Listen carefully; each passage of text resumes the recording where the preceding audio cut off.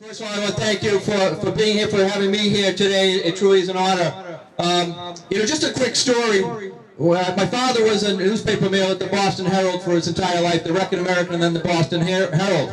I remember ITU and ultimately became the Teamsters. And all of us, his sons, used to work there. And I remember being there as a young boy, and the newspapers that come off the line, they'd go into a stacking machine, they'd come off the stacker and onto the conveyor belt. And one of the jobs that I had was to put a piece of paper on that bundle as it went by.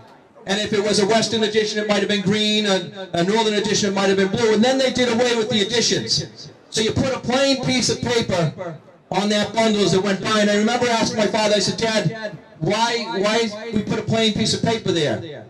And he said, well, it's to save a job. And he said, but what we've got to do is be smart about it. And we've got to go and make sure that if we lose that job because that paper doesn't mean a lot, that we keep a job somewhere else. Well, they're going to come in and take that job away. Well, they came in and they took that job away. So the lesson I learned from that is that you go to the table, you work hard, you put ideas out on the table, and you stand up for what you believe in. And I can tell you that over the last several months, as this whole tea crisis hit, a crisis that you had nothing to do with, but as this crisis hit, your leadership was at the State House, sitting down, rolling up their sleeves, making proposals, doing the hard work that it takes to do the right thing.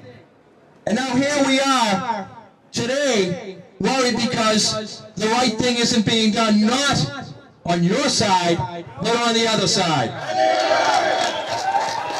I've heard it time and time again, we've got to privatize routes, it's the workers. How many general managers have we had over the last 5 years? If you ran a business like that, you wouldn't. You'd be bankrupt, you'd be out of business too, but somehow, it's not their fault. And if you didn't invest in your business, you'd be out of business. And the investment hasn't occurred. And somehow, they say it's your fault. And the list goes on and on. So what I say is enough is enough. Let the workers do their work. If the workers do their work, the MBTA will have success. Thank you.